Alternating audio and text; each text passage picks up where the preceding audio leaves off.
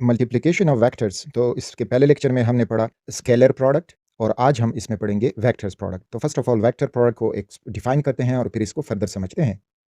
When two vectors are multiplied and their answer is also a vector quantity, यानी जब दो vector हम multiply करेंगे और उनका आंसर भी हमें वेक्टर क्वांटिटी मिलता है तो इसको हम कहते हैं वेक्टर प्रोडक्ट।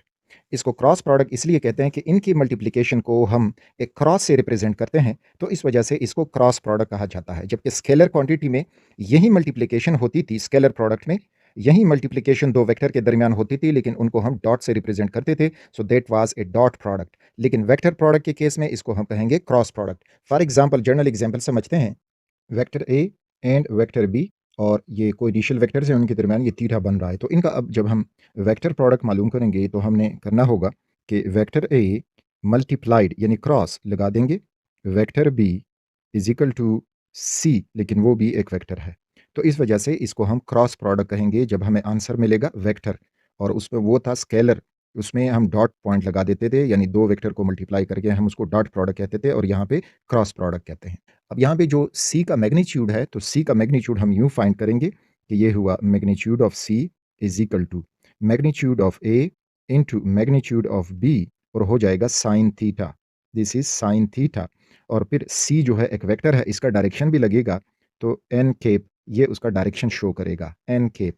यहाँ पे जो थीटा होगा तो ये हमने स्मॉलर एंगल सेलेक्ट करना है। अगर आप यहाँ पे देखें एक थीटा ये बन रहा है, और दूसरा अगर हम इसको यूं बना दें तो ये सारा थीटा भी बन सकता है, दिस होल। तो हमने वो स्मॉलर थीटा इसमें इस्तेमाल करना होगा, लार्जर थीटा को छोड़ेंगे, तो स्मॉलर एंगल हम इसमें इस्तेमाल करेंगे, smaller of the angle between the two vectors A and B. Cross product का एक पॉपुलर एग्जांपल हमें मिलता है टॉर्क। उसमें मोमेंट आर्म जिसका डायरेक्शन होता है एक वेक्टर क्वांटिटी है, मल्टीप्लाइड यानी crossed with the applied force, तो वो भी ए वेक्टर क्वांटिटी है, और इससे हमें मिलता है torque that is represented by tau. तो ये मोमेंट आर्म और फोर्स का जो क्रॉस प्रोडक्ट होता है that is known as torque, और टॉर्क जो है एक वेक्टर क्वांटिटी है। अब आते हैं direction of this C vector, यानी इन दोनों के मल्टीप्लिकेशन से जो सी वेक्टर बना उसका डायरेक्शन अब क्या होगा। हमने वेक्टर ए और वेक्टर बी को क्रॉस किया और इससे क्रॉस प्रोडक्ट वेक्टर सी बना। अब ये वेक्टर सी जो होगा, राइट हैंड थंब रूल से हम इसको मजीद एक्सप्लेन करेंगे, लेकिन रिमेंबर कि ये जो वेक्टर सी होगा ये वेक्टर ए को भी परपेंडिकुलर होगा और वेक्टर बी को भी परपेंडिकुलर होगा। यानी इसको हम यूं यहाँ समझ सकते हैं कि वेक्टर सी जो है, अगर हम ये जो प्लेन है दोनों का, इसके ऊपर से ही हम यूं बना देंगे परपेंडिकुलर इस तरह से, तो ये हो जाएगा हमारा C vector which is perpendicular to the plane. और इसी तरह से प्लेन के नीचे से भी जा सकता है, और इधर भी ये परपेंडिकुलर होगा, 90 एंगल बनेगा, ऊपर भी यहाँ पे ये 90 एंगल बनेगा। तो इस तरह से इसका डायरेक्शन रिमेंबर कि the direction of this C vector will be perpendicular to the plane of A B, यानी क्रॉस्ड वेक्टर्स।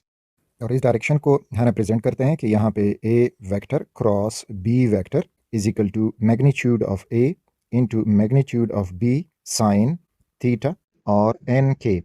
अब ये एन केप जो है it is a unit vector जिसकी वैल्यू 1 होगी, और यूनिट वेक्टर हम इस्तेमाल करते हैं डायरेक्शन के लिए। तो इसका डायरेक्शन जो है होगा, ये फॉर एग्जांपल ये वो यूनिट वेक्टर बन रहा है दिस इज, और इसका डायरेक्शन है अपवर्ड टू द प्लेन, और इस तरह से नीचे ये हम बना सकते हैं और इसका डायरेक्शन होगा बैकवर्ड टू द प्लेन। अब रिमेंबर, अगर हम ए क्रॉस बी कर रहे हैं, ए की तरफ से हमने हाथ को रोटेट करना होगा टूवर्ड्स बी, और हमारा थंब जो है, राइट हैंड का जो थंब है वो शो करेगा ये upward direction for the vector C, यानी जो यूनिट वेक्टर है। और अगर हम बी क्रॉस ए कर रहे हैं तो फिर हमारा थंब जो है वो नीचे होगा, और नीचे प्लेन के नीचे होगा, और वो डायरेक्ट करेगा डाउनवर्ड। इस वीडियो में आप देख सकते हो। अब हम ए क्रॉस बी कर रहे हैं, तो ए के डायरेक्शन में अपना हाथ पकड़ा, उंगलियों को बी के डायरेक्शन में रोटेट किया, और जो मेरा थंब है तो वो बिल्कुल परपेंडिकुलर हमें सी वेक्टर का डायरेक्शन बता रहा है। तो ये है राइट हैंड रूल। अब हम बी क्रॉस ए कर रहे हैं, तो बी के डायरेक्शन में उंगलियां पकड़ी, ए के डायरेक्शन में उनको रोटेट किया, और इस तरह से जो हमारा वेक्टर सी है तो वो डायरेक्टेड डाउनवर्ड।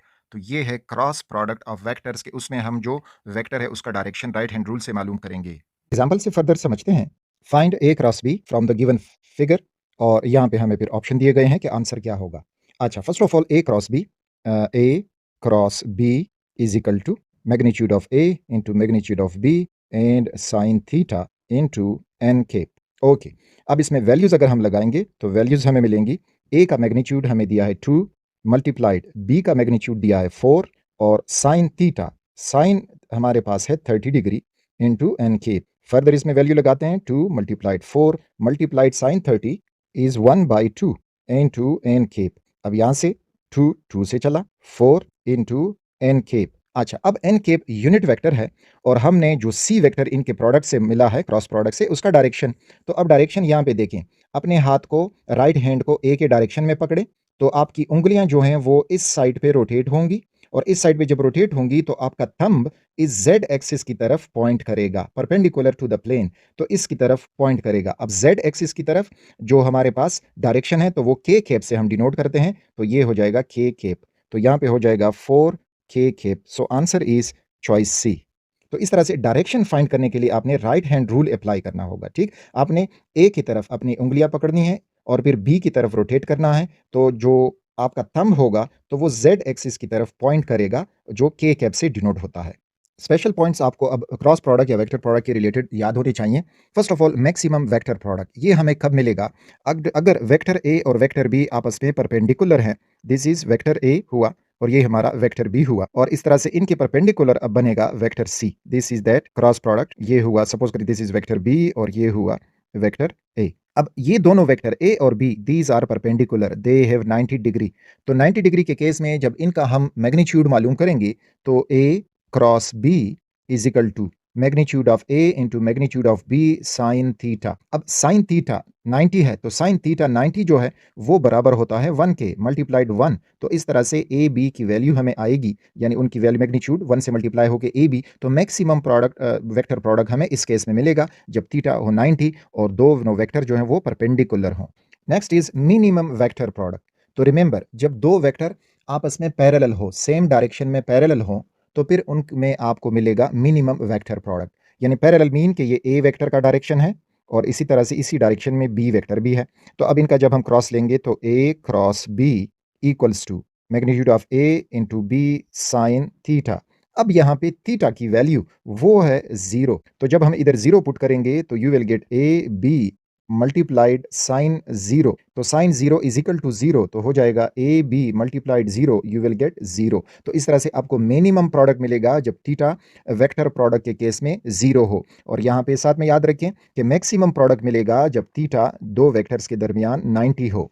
और सिमिलरली अगर ये दो वेक्टर एंटी पैरेलल हों तो एंटी पैरेलल के केस में इनमें जो थीटा होगा वो हो जाएगा 180 डिग्री का, और साइन 180 भी 0 होता है। तो इस दौरान भी हमें A cross B multiplied 0, you will get 0। तो यहाँ पर भी हमें 0 वैल्यू मिलेगी जब एंटी पैरेलल वेक्टर्स हों और ये पैरेलल वेक्टर्स। नेक्स्ट पॉइंट आपने याद रखना हो कि vector product is not commutative, यानी इसको हम रीऑर्डर नहीं कर सकते। रीऑर्डर करेंगे तो उसका साइन, उसकी वैल्यू अलग मिलेगी। यानी इसको आप यूं समझ लें कि ए क्रॉस बी हमने किया, it will be not equal to B cross A. यानी ये होगा कि A cross B will be equal to A B sine theta, जबकि बी क्रॉस ए, बी को ए से क्रॉस करेंगे तो अब हो जाएगा बी ए साइन थीटा। तो दोनों में मैग्नीट्यूड का फर्क नहीं आएगा, फर्क आएगा डायरेक्शन का, जिसकी वजह से वो कम्यूटेटिव नॉन कम्यूटेटिव हो जाती है। डायरेक्शन का क्या? अगर हम ए को बी से क्रॉस करेंगे तो जब हम फिंगर, राइट हैंड फिंगर ए से बी की तरफ घुमाएंगे तो हमारा थंब अपवर्ड डायरेक्शन शो करेगा, और फिर अगर हम बी को ए से क्रॉस करेंगे तो फिर हमारे फिंगर का डायरेक्शन बी के साइड से ए की तरफ होगा और हमारा थंब नीचे डायरेक्ट करेगा। तो इस तरह से जो नेगेटिव जो वेक्टर हमें मिलेगा डायरेक्शन का, वो अपोजिट मिलेगा। तो यहाँ पे vector product is not commutative, यानी दोनों के आंसर में फर्क होगा, एक पॉजिटिव होगा, दूसरा नेगेटिव की वजह से उसका डायरेक्शन अपोजिट होगा, तो नेगेटिव आंसर उसका मिलेगा। यानी आप ये भी लिख सकते हो कि A cross B will be equal to negative B cross A. तो ये point not commutative. Cross product of orthogonal unit vectors. अच्छा, अब यूनिट वेक्टर्स में अगर हम आई क्रॉस आई करेंगे तो हमें मिलेगा magnitude of I into magnitude of I sign theta. अब यहां पे याद रखें दोनों जो हैं वो पैरेलल वेक्टर्स हैं, और पैरेलल वेक्टर होने की वजह से उनमें साइन थीटा 0 होगा।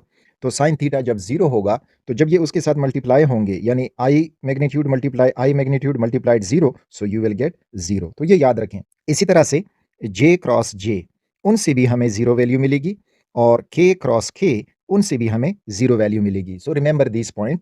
अब हम आते हैं आई क्रॉस जे क्रॉस के क्रॉस आई, और इस तरह से मुख्तलिफ इनकी जो अरेंजमेंट हो सकती है। तो अगर हम करेंगे कि आई खेप मल्टीप्लाइड जे खेप इज इक्वल टू, हमें मिलेगा आई का मैग्नीट्यूड मल्टीप्लाइड जे का मैग्नीट्यूड और साथ में साइन थीटा। अब यहाँ पे अगर आप देखोगे तो आई और जे उनके दरमियान 90 एंगल बन रहा है, दे आर परपेंडिकुलर, और साइन 90 जो है वो 1 के बराबर होता है, तो यहाँ पे हमारे पास वैल्यू मिलेगी आई क्रॉस आई, ये भी 1 1 है क्रॉस जे, और साइन 90 इज 1, तो यहाँ से हमें मिलेगा 1। लेकिन अब एन केप फाइंड करना है कि अब इनका जो वेक्टर हमें मिलेगा क्रॉस प्रोडक्ट, तो वो क्रॉस प्रोडक्ट किस डायरेक्शन पे होगा। तो इसके लिए अब आइडिया ये ले लें, कौन सा आइडिया, कि अब आप देखें अपने राइट हैंड को पकड़ें और इस एक्स डायरेक्शन में, और फिर आपने मूव कर देना है इनटू वाई डायरेक्शन यानी जे के डायरेक्शन में, तो आपका जो थंब होगा तो वो इस डायरेक्शन में निकलेगा टूवर्ड्स जेड, तो इस वजह से इनका जो हमें मिलेगा तो वो मिल जाएगा दैट इज के कैप। तो i cross j is equal to k cap. इसी तरह से अब हम जे क्रॉस के करते हैं, तो जे कैप क्रॉस के कैप इज इक्वल टू, यहीं सब कुछ अप्लाई करोगे तो अब क्या होगा, अब आप उंगलियां पकड़ें वाई के एक्सिस में राइट हैंड, और फिर यूं रोटेट करें इस साइड पे जब आप इसको रोटेट करोगे तो यू विल गेट के आपका जो मिलेगा थंब, तो थंब होगा एक्स के डायरेक्शन में, सो यू विल गेट यहाँ पे आई कैप। अब के क्रॉस आई कैप, ये हुआ के कैप क्रॉस आई कैप। यहाँ पे अगेन ये सब कुछ अप्लाई करोगे तो आपको मिल जाएगा कि के क्रॉस आई कैप गिव्स जे कैप, तो ये आपको मिलेगा जे कैप, क्योंकि again right hand rule apply करोगे तो और आपने यूं रोटेट करना होगा, और आपका जो थंब होगा तो वो वाई एक्सिस पे पॉइंट करेगा, सो वाई एक्सिस की तरफ जो डायरेक्शन है दैट इज जे कैप। तो रिमेंबर दिस पॉइंट। अब इन क्रॉसेस को आप एक शॉर्टकट से समझ लें, अगर आप जे आई क्रॉस जे करोगे इस तरह से क्लॉकवाइज आ रहे हो तो आपको आंसर मिलेगा के कैप। अगर आप जे क्रॉस के कर रहे हो तो आपको आंसर मिलेगा आई कैप। अगर आप के क्रॉस आई कर रहे हो तो आपको मिलेगा आंसर जे कैप। अगर आप एंटी क्लॉकवाइज जाओगे, यानी हम जे क्रॉस आई कर रहे हैं, तो आपको के कैप मिलेगा बट विद नेगेटिव साइन, और इसी तरह से अगर हम आई क्रॉस के करेंगे तो आपको जे मिलेगा विद नेगेटिव साइन, और के क्रॉस जे करोगे तो आपको आई मिलेगा विद नेगेटिव साइन।